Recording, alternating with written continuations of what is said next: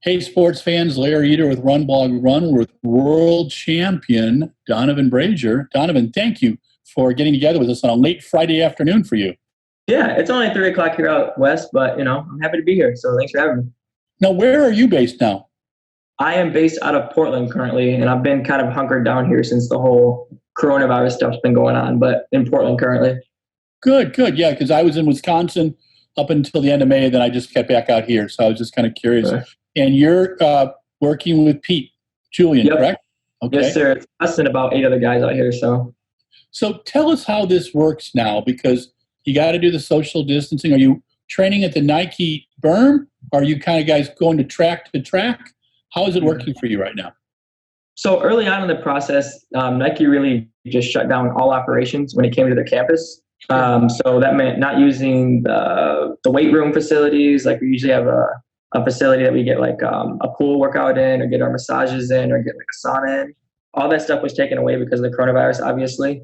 And then on top of that, they took away all of the grass fields. So just really no congregating at all at Nike. Wow.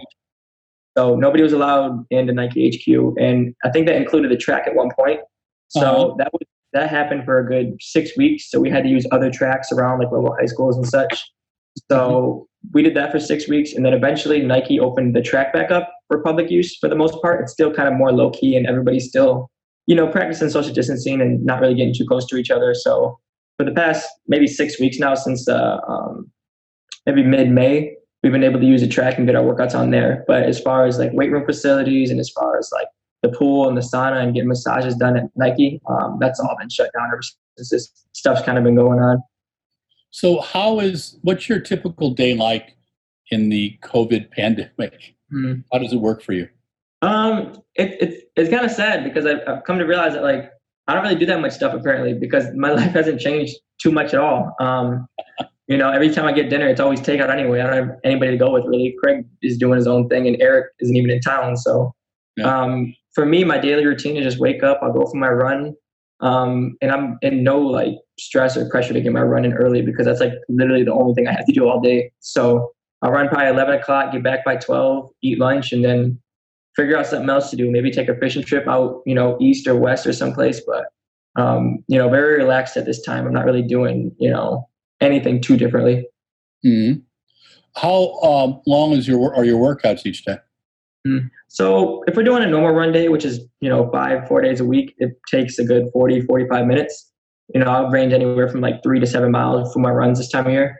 And that's just once a day. And, that doesn't take too long. And then once we do our track workouts, that can take anywhere from an hour and a half to 2.5 hours, depending on how serious we're taking it. Because, a warm-up would take anywhere from 30 minutes to an hour, depending on how good you want to make it. So it varies each day. And then we'll dabble in the weight room now and then. But, we never really work out or train for track and field, track and lifting included, more than 3 hours a day. Okay. How are you doing with all the meets and stuff being canceled? Are you looking at a few meets this year still? Or are you kind of just taking as it comes? Yeah. So when all these meets got canceled, a lot of them were getting revised, kind of like I know Prefontaine was supposed to get revised, and Paris was supposed to get revised, and I think Zurich just ended up canceling theirs. But when you're seeing a lot of these meets get canceled, it's for the greater good and stuff like that. And, probably shouldn't be traveling across the pond to Europe. Sure. But when they're starting to revise these meets, all these meets are getting canceled, and like all these marathons just aren't happening. So for my plan, I'm still supposed to race like a Monaco and I think Stockholm and such. But you always have that in the back of your brain where it's like, okay, well, this might get canceled now. So it makes training a little bit harder, because you're not as motivated, because, there's a lot of what ifs, everything's up in the air, and you're not 100% sure if you're even racing. So for me, and I know for a lot of guys as well, it's just hard because, there's still a lot of questions, and there's a lot more questions than answers at this point. And, in a perfect world, we'd still have a completely revised Diamond League meet or Diamond League circuit, but it's just obviously not looking that way, with Paris getting canceled and Prefontaine getting canceled in Zurich, and I think Rome's still having theirs, but they're having their 800 and like lanes, so it's a little different. But everything's just still up in the air right now, and all you can do is just train and just do what you know to do. How does Coach Julian talk to you about all this? Does he try to help you put it in perspective? Yeah, he put it in good perspective, and just saying that like Well, first off, when the Olympics got canceled, he was saying, for younger guys like me, this isn't affecting us too bad. Like, yeah, we've had a good year. Like guys like Noah Lyles and Christian Coleman and people that are younger, we'll be fine. But at the same time, he also said, we're the ones that haven't made Olympic teams yet. We have a lot to prove still. So it would have been nice to kind of get that monkey off the back, this time of year. So we're just gonna have to wait a year for that. But as far as like fitness and like, dying out and burning out, that's not really gonna affect us as a young athletes. And when he's talking to me about it, and our group is predominantly young for the most part, so it kind of just has that basis around everybody. But as far as the Diamond League circuits and such, he's just treating every day like they're gonna happen. So that's how we're training, and that's how I'm, preparing to peak my season is, that same August and September. Last summer, I was fortunate enough to watch you win your gold medal in Doha. It was a lot of fun. Got to interview at the press conference, and you were just beaming the whole time. What do you remember from that experience? From Doha. So first off, I love Doha. It's like my favorite. It's my favorite Diamond League meet for sure. Because that was the first time I went there. It was earlier that May. They had a Diamond League there. Mm-hmm. And from the first time I stepped foot in Doha and like was able to experience the culture and the people and the beautiful buildings they have there, I absolutely fell in love with it. So just That's making cool. it's very, very cool, and it's very modern, and it's very clean, and I love that about that part of Doha. And so a part of me was just thinking like I got to make the team because I gotta go back to Doha. Like I belong in Doha. And I even joke now, like if I could switch my citizenship to anything and be to Qatar, obviously that'd be huge. It'd probably be hard to do, but I think I could pass Qatar a little bit. I don't know. I don't know, but that's it's a different story. But I just loved it there. So when I made the team again and coming back, I was just like, I was ready. I was in a happy environment. I was happy to be there. So I think all that going on was very cool. And then I believe it was my preliminary rounds. So I'm going to take it round by round. My preliminary rounds. Nigel Amos got what would you call it? He dropped out of the race pretty much with, I believe it was an Achilles injury at the time. Yep. So a lot of guys think like, oh, like if I'm me, like you're happy that Nigel drops out of the race. That's not the case whatsoever. I want to race Nigel. I want Nigel to be there. For two things, because it makes it honest. It makes it, who's the best in the world, shot for shot. And for another reason, it's like there's no clear favorite at that point. When you're 20, 22 years old, you almost don't want that pressure.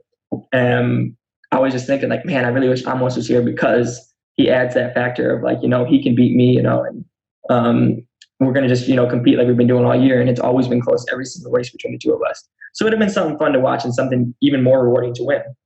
But when he dropped out, it was like, now I'm the clear favorite to win. So it wasn't much of an underdog or, much glory as it was just kind of a relief for me when I finally, crossed the line for the finals and won, just because I think there was so much talk about me having to win or me supposed to win instead of me like having the opportunity to win. It was just like either wins or it's a failure, So for me, I kind of had that mindset going into it. So when I crossed the line and Bryce was right behind me celebrating with me, it was just kind of like, I was just so happy. And I finally got that, that monkey off my back that was, laying on me the past 3 days going into prelims and semis and finals. But that was Doha.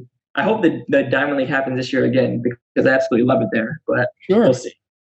What did Coach Julian talk? How did he talk you through the rounds? How did he keep you from losing it in Doha? So he did a good job with that.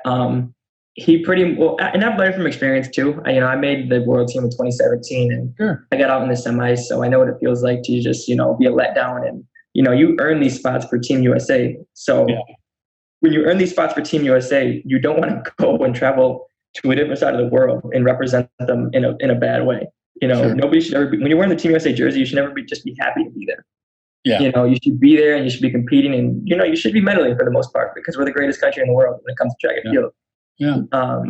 So when I ran in 2017 and I failed to make a final along with Isaiah Harris and Drew Windle at the time, I just felt like, man, like we just did a terrible job at representing the United States when it comes to the 800. We didn't have any guys make final. Like that's terrible. So that happened in 2017. 2018, I got knocked out at World Indoors in the prelims. Still immature. I think I was 20 at the time still. and I just didn't have a racing strategy down. And again, I had that same letdown where it was like, I'm sorry, everybody, like I just wasted a spot. I traveled all the way to Birmingham, UK again, and I couldn't do what I came to do. So once Doha 2019 came, I know how it feels to just, to be a letdown and to be a choke artist, or to not achieve what I was there to achieve. So when 2019 came, I kind of had all that on my back, along with a coach who was willing to talk me through rounds, like you said, like Pete was able to do.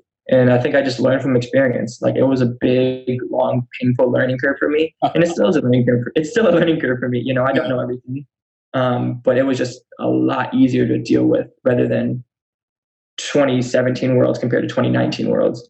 I was more mature. I was more confident in my workouts. I was more confident in my coach. I was more confident in my training group, and my training partners, and what I'm putting in my body and what I'm doing. So I think all that on top of Pete being able to, just control my environment and what I'm doing, and, who I'm listening to, and actually enjoying these camps leading up to Doha, I think played a huge factor in me winning out there. Cool. When I saw you in end of January, you ran that 600,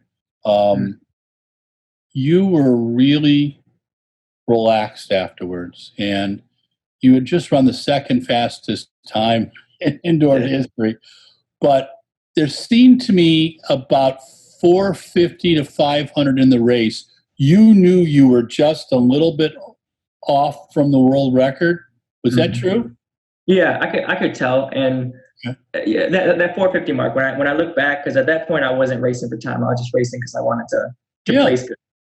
So I look back and I had, the gap that I had, which was pretty significant at the time. So I was like, okay, this is just going to be another learning experience. And I took it for granted because not every time you step on the tracks, you're trying to break world records or break personal best or PR, but it'd be nice if you could. So sure. I knew that I kind of messed up the opportunity to do that. I just kind of, relaxed the final 150 and just kind of brought it in, because I was still, I think 0.8 off a world best. And, that's a lot to make up in 150 meters. So I knew it was just gonna be hard to catch. But I talked to Pete right after the race, and he said you were having a short season. You were going to, pretty much no matter what, you were going to probably do Millrose. And were you even thinking of doing Nanjing? Were you considering the World Indoors? No, not at all. I wasn't considering that. I was considering possibly running USAs, depending on how Millrose went, just because we wanted to get a feel for the competition. Like, Millrose is like a mini USAs. Bryce and Isaiah were there, and I just wanted to, just to go out there and show, like, I'm still where I need to be. I'm still in good shape. Like, I think I proved what I needed to prove at Millrose, and I didn't need to go run at USAs out in Albuquerque and just kind of just be out there just to be out there. I don't think it would have been as satisfying. I think Millrose, I got what, after racing Millrose, I got what I needed to get out of the indoor season. So we went back and we just kind of focused on training again and just relaxed and just kind of kept on building on what we already built, or what we already had in Arizona out there. You said in the New Balance, I believe, I'm looking at my notes, that after winning the world champs, you kind of got an understanding of what Rudisha was dealing with a bit at his best. If the world everything was healthy right now, how many races would you need to be in racing fit? So like we're talking world racing fit, or like Diamond League finals, or USAs, or? Yeah, that's a good question. Okay, we'll go to the top. First, USAs. How long would it take you to get ready for a USA racing fit? I think I was only planning on running 1-800 before this USAs. I think we were planning on running Jamaica. That obviously got canceled. So we're going to run 1-800 before USAs, because once you get to USAs, ideally you're supposed to be running 3 races. Yeah. And, I think last year I proved to Pete that I don't have to race a lot to kind of get my technique down. I mean, I almost took a full year off before I ran my season opener last year in Doha. So I didn't run outdoors for like, 21 months. Yeah. And I went straight into Doha and I competed fairly well. I got third and made a couple tactical mistakes, but came back in Rome, 2 weeks later, 3 weeks later, and was able to kind of fix the mistakes I made. So it really didn't take me too much to learn. And I think a lot of that is just with fitness. When you have a lot of tools in your box, you can race so many different ways. And that's what we've been doing in practice. And I think we just have a, crazy utter belief in what we're doing in practice is going to correlate very well when racing, no matter what the race is. Mm-hmm. When you brought something up that I want to follow up with, you do well in Diamond League. You've just won a World Championships. Totally different situations.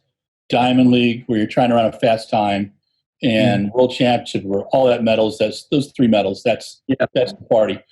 Would you explain that to our readers, our viewers? What's the difference between Diamond League and a World Championship? Yeah.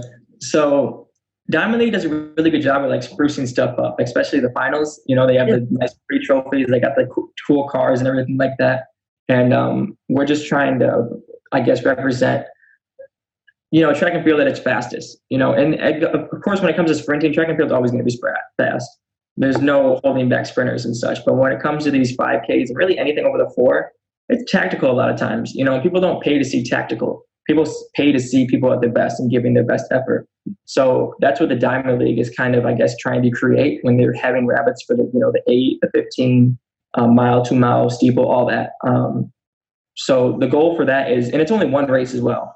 So you don't have to worry about saving any energy, because it's just one race, you're one and done. You know, top guys are gonna win, and it's always set up to be fast. So you're just mentally preparing for it to be fast. When it comes to a World Championships, you know, obviously there's no rabbit in any of the races. So what tends to happen is nobody really wants to take the lead on a lot of races, unless there's a guy like a David Rudisha in the race, of course, who's a front runner, and everybody knows is going to front run. Or like this past Worlds, Wesley Vasquez is going to be a front runner. So with all that, you know, I guess uncertainty in the air, people tend to not run as fast when it comes to anything above the 800. So most people depend on tactics. I mean, look at Centro back in 2016 for Rio. I know it wasn't World Champs, but it was Rio. And, you know, it was a completely tactical race up until, I believe, you know, 600 or 800 meters. Yeah. So that plays a huge part. And there's guys that can win Diamond Leagues, and there's guys that can, you know, break records. I think there's been a lot of guys that have broken world records, but have never, you know, won a World Championships or won an Olympic medal, you know, because they know how to run fast, but they don't know how to run rounds. They don't know how to be tactical, and they don't know how to race in groups. They just know how to run fast, and that's about it. Which, you know, in an ideal world, you could be like Rudisha and know how to do both, or be blessed enough with the front running power that you don't have to learn tactics, you know. But for the most part, that's the biggest thing, is that, you know, sometimes there's guys that are meant to break records, and sometimes there's guys that are meant to, you know, win medals, and sometimes, you know, they go hand in hand. It seems to me, in observing you with Coach Julian, that what he's trying to teach you is how to win and how to be in the race, no matter what race it is. Yeah. When he's preparing you for a championship event, a global championship, Worlds or Olympics, what is he talking to you about? How is he trying to get into your head? I think he's just trying to build that confidence in my head. We built a group with Pete's athletes where it's like, it's a genuinely fun training environment to be in. Like, of course, we're serious when it's time to practice and we spike up or whatever we're doing, whatever workout it may be. But when we're going to St. Moritz, or we're going to Battlegaz, or we're going to, you know, these training camps over in Europe, it's just, you know, you feel blessed to be surrounded by the athletes that you're with. You know, you got Eric, you got Craig, you got Jessica, you got Coco, and he has Sugar and Shannon and so many great athletes. So when you're around, you know, a group that kind of, they all click and they all, you know, have their own personalities and everything flows right, I think that's a big part of it. So I think he does a good job at making sure we're, I guess, I don't want to say happy, because it's not always about being happy, but just making sure our headspace is right. Because I think that messes with a lot of people, is their headspace not being right, including myself. When I was on the, you know, the pro circuit, the first, you know, couple of years, I had that huge learning curve, like I said. And when I was going to these places and traveling to places by myself and not having, you know, somewhat of a team or a training group to be with, it, you know, it weighed on me mentally and physically, I believe, because I didn't have that, you know, that support system, or that, you know, those friends, or as much fun in doing things. So I think he does a good job at being able to balance us having fun and us, and getting the right guys in to make the group, you know, better physically and just, I guess, connectively wise too. Okay. Early in the conversation, you mentioned that you do a little fishing. What do you fish for up there? Well, in Oregon, they have a bunch of lakes that are getting stocked. So I go out to a reservoir about, like, probably an hour outside Portland. I'll go out there, and think last time I've been there was probably a week ago, but you know, you can limit out on 5 trout. I try to catch trout because that's all they eat out here. Yeah, so trout fishing. Yeah. I grew up in Michigan, so all I really fished for in Michigan was I go to like the piers and the channels out there and catch catfish or sheephead. Sheephead, obviously, but the catfish are pretty. And sure. or I do something simple like panfish, like the bluegills or the perch or the crappie or whatever. So Oregon's mainly trout out here. What else do you do for recreation? I like to play basketball a lot. You know, I can't really get in competitive games because obviously, you know, you can get hurt. But, you know, I'll go to the park and I'll shoot around and just kind of, if I run early in the morning and I feel like my legs are kind of tired, you know, I'll go out and shoot around, and that would kind of be my second, you know, workout for the day, is just shooting around and, you know, not, you know, extravating too much energy, but just getting out there and having fun. Do you have any favorite video games?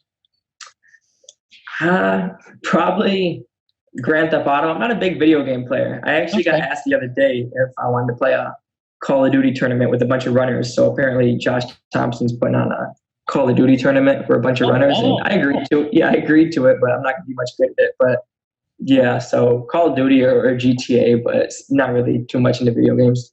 Are you ODing on Netflix or Prime, or do you have any shows that you like to watch?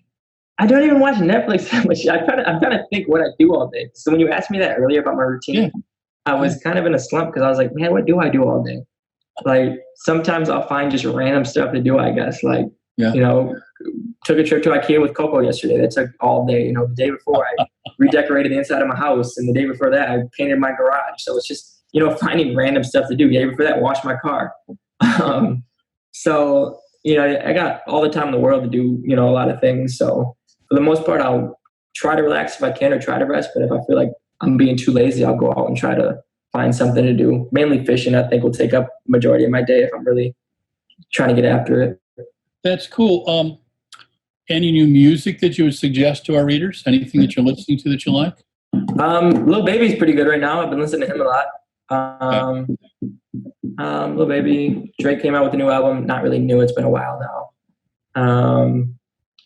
Yeah, I'm not really that on top of the music game either, so I might not be the best person to ask. But Lil Baby I've listened to a lot. Drake I've been listening to a lot lately because he's just so consistent.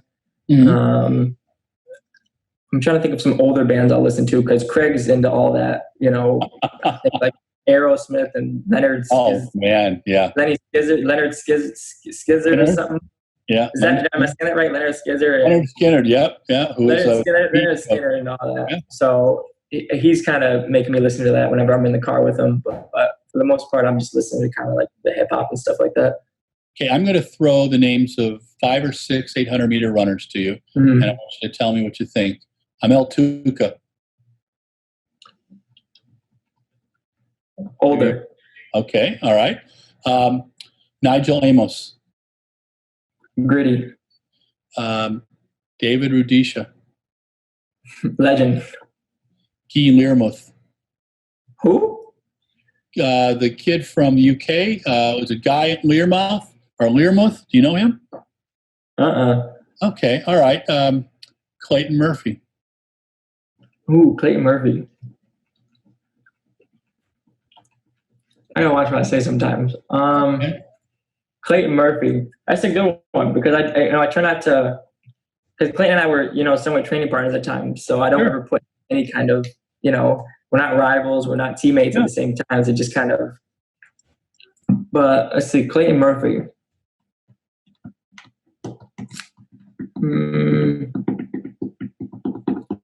Distance runner. Okay. Bryce Hoppel.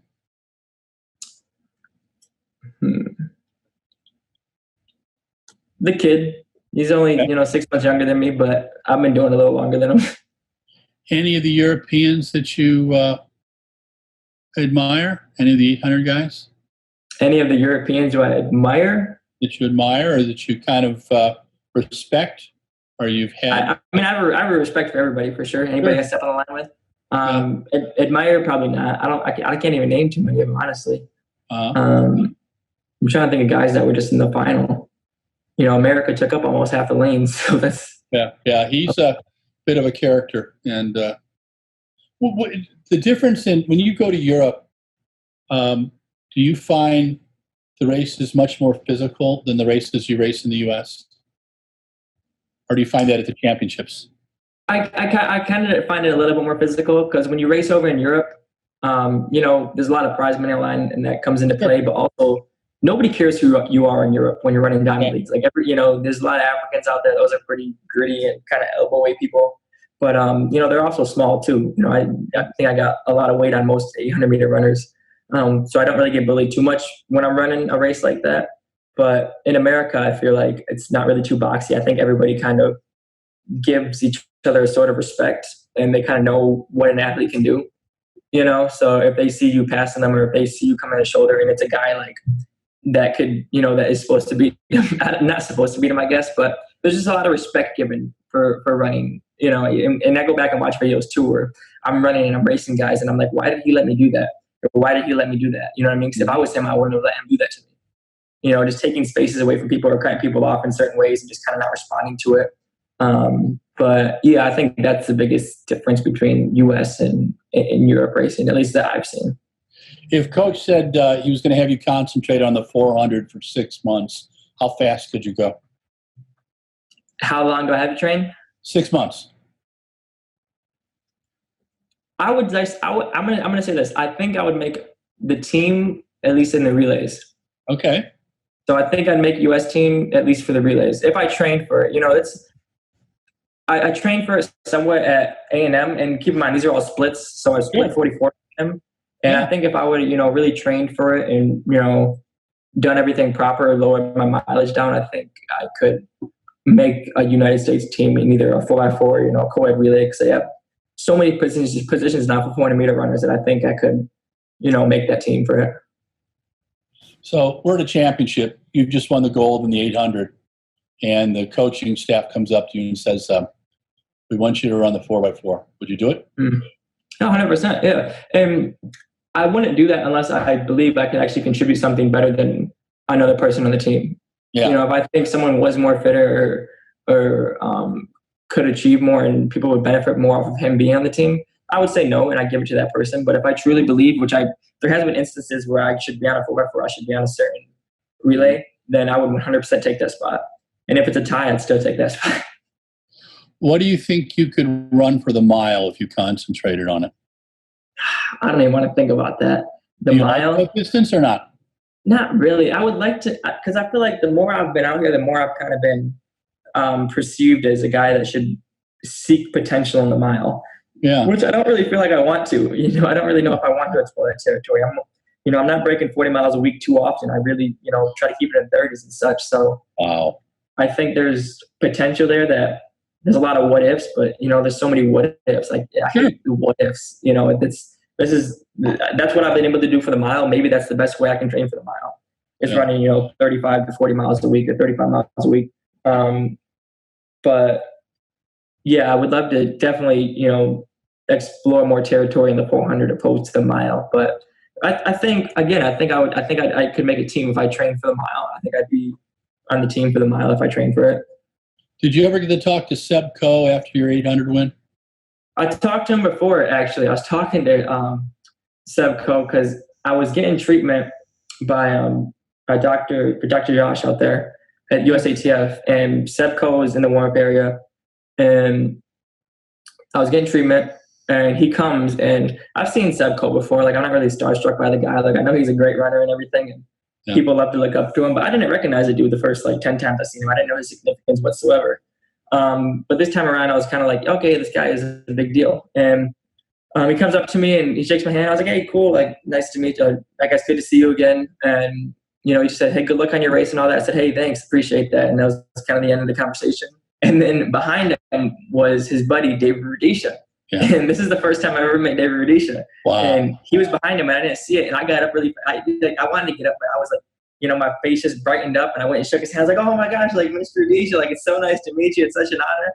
And I looked over at Seb Coe and I was like, are you mad that I got really excited to see David Rudisha, but I didn't get that excited to see you?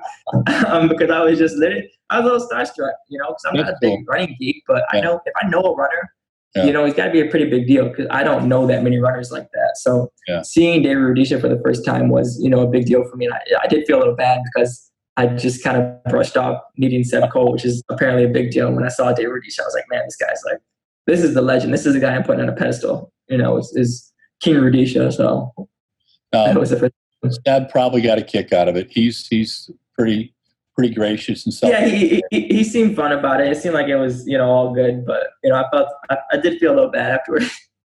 I got to watch him run in '84 when he got his second silver medal in the 800, and then came back and won the 1500. And pretty amazing.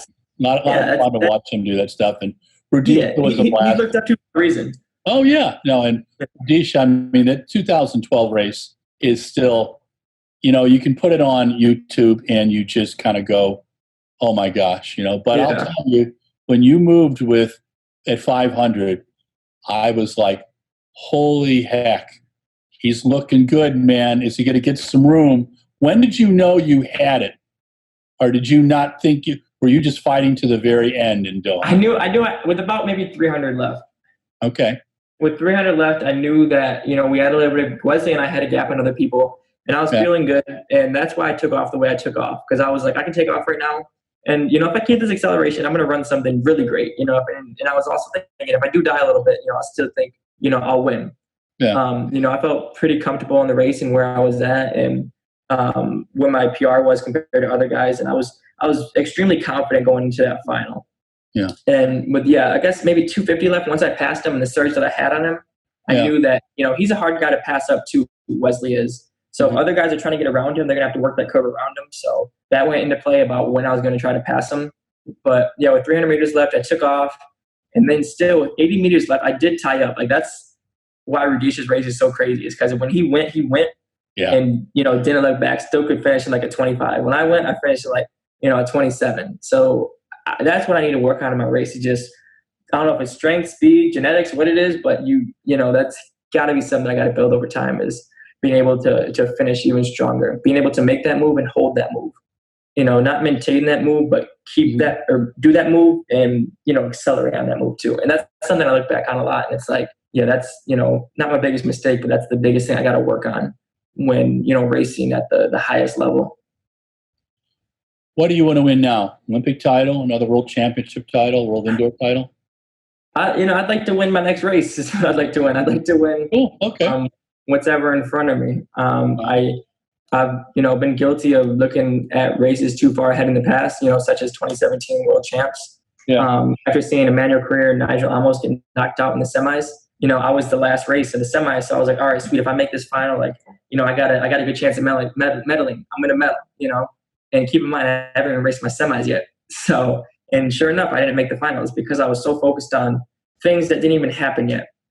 Yeah. So I just really had to, I guess, live in the moment type deal. And that's what I've been doing ever since I've been with Pete, is not focusing on time, living in the moment, don't take any race for granted. And going back to Boston, like I said, like I took that race for granted, like I didn't do everything I wanted to do, and just learn from every single race. So, obviously there's levels to every races and there's things that I'll do differently in preparation towards it. But for the most part, it's just, performing to the best of my abilities and, providing some sort of entertainment or some sort of show in what I do. Well, Donavan, you've entertained us for about 35 minutes, so you're down to 2 questions, okay? Okay. All right, so deep ones. What do you love the most about racing? What do I love the most about racing? I think what I like the most about running is I went to a high school where I always thought I was going to be a football player when I grew up. I thought I was going to be a football player, a basketball player, and I was pretty good for the most part. I was a late bloomer when it came to my development once high school hit. But, I definitely saw myself as a collegiate athlete, and football was my main thing. But when I went to this high school, there's a lot of politics that go into positioning, and I think that's at any high school and even college and even maybe professional level as well. Is there's so many politics and who gets to start, who gets to play, what play I'm going to play, if I'm going to give him attention this game, if I'm not going to give him attention this game. I did a sport and I chose to leave that sport because I wanted to run cross country that fall, because, you can't deny somebody a time. When you cross that line, it is a time. It is you. It is, that's what you are. You're as good as your time. In top 7, those are the varsity runners. Top 15 at state, that's all state. Top 8, that's all American. So it's just, everything's just so much more cutthroat. There's no arguing. You can't, there's not really that many fights in track and field because, if you lost, you lost. There's not much you can say about it. In football, you can say, oh, the refs did this, or the coaches did this, they called the wrong play, the player threw the game. But in running, it's all you. You're the only one out there. And, when, I'm facing the nose and I got to, face other people, I'm not relying on somebody else. I'm looking over my left or right shoulder thinking someone's going to back me up. It's all me. And I'm the only person out there. And I think that's what I like about the sport. Cool. If you had one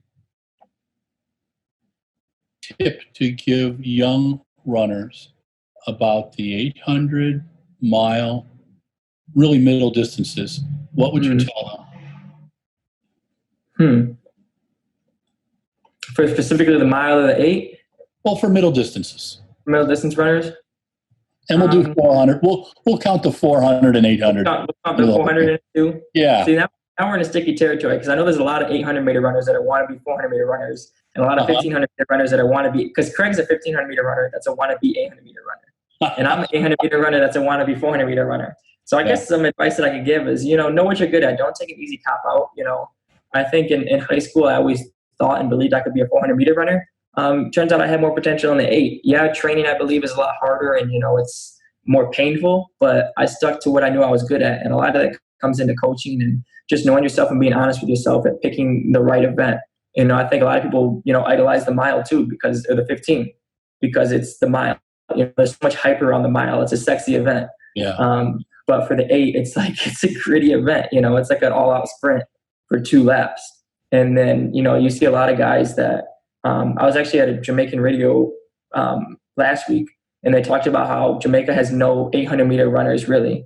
Because at a young age, when they're developing these athletes, nobody wants to run the 8 because they're not honest with themselves. Not everybody's a 400-meter runner. Not everybody's Usain Bolt. Not everybody can do that. So I think people have to be more honest with what they believe they can be best at and not try to take the easy route. I would have loved to try to make, maybe 4x4s, and I'd probably be a scrub in a 4x4 and probably a third leg. But I realized I had more potential and I had more to give in the 8, so I chose that route. Donavan, thank you very much. We've just featured you in Socialing the Distance, which is our new programming on RunBlogRun.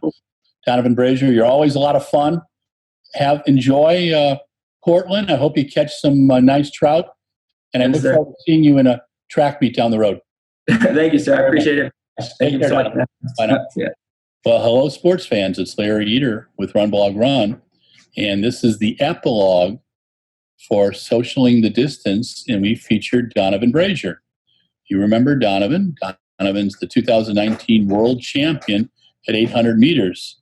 He made his move in that race with less than 300 to go, and he just flew from the competition, breaking the 34-year-old American record, won Johnny Gray, in 1:42:35. As Donavan will suggest in the interview, some people had considered him before that a choke artist. I don't think Donavan did, and I think to be quite honest, he had some really, really good races, and he had some difficult races. Part of it is growing up and going from being a competitive college athlete and high school athlete to being a pro. There's a learning curve there, and Donavan needed that learning curve. He learned from his mistakes. He didn't make any mistakes in Doha. You can't make a mistake when you're winning the world championship. And he ran a fantastic race, and he ran great rounds. And when I saw him last January in the new Balance Indoor meet, the big thing to me was a man who had gotten the monkey off of his back. No one could call him a choke artist anymore. No one could say, well, he just didn't perform or underperformed. He had delivered on the world's biggest stage in Doha, a place he dearly loves. He loves that meet in Doha. He loves Qatar, and we had a lot of fun. What I found out was that his days are pretty mellow. He works out. He hangs out with friends. He fishes, likes to fish for trout. Had been raised in Michigan and was a big catfish fan, but in Oregon they kind of do this whole trout thing, so he kind of digs that too. but he's found a way to relax, and that's important. He's a world-class athlete. He trains under Peter Julian, a fine coach in Oregon, good guy, methodical, observant. And when I asked Donavan what it is about Peter that makes that relationship special, he said that he's always preparing us. We talked about the differences with racing in the Diamond League one-off events and the World Championship where you have rounds. And there's a fun story in there about meeting Seb Coe and meeting David Rudisha. But all in all, Donavan Brazier is just a good guy. He's someone you'd like to hang out with. Young, I think he's 22 or 23, represented by Mark Wetmore with Global Athletics. We wanted to thank Sandra Nell for putting this together for us, and Donavan for being there, being on time, and a good sense of humor. But I think the key in an interview is, as a journalist, I want to learn something new about the athlete. I want to learn something new about that person. And I've interviewed Donavan several times, and each time I learn a little bit more. And what I see now is a seasoned, confident, world-class athlete who enjoys living in Portland, who's got friends, and is trying, like all of us, to stay safe in the COVID-19 pandemic. This is Larry Eder with RunBlogRun for Socialing the Distance. Thank you again to Donavan Brazier. Thank you again to Sandra Nell, the PR director for Global Athletics, and thanks again to Mark Wetmore, the CEO of Global Athletics. And Donavan, have a good season. I hope to see you race soon. This is Larry Eder signing off. Oh, and thanks again to Mike Deering, who produces this and puts up with all this stuff for me so many days a week. Mikey, love you. Talk to you soon. Thank you.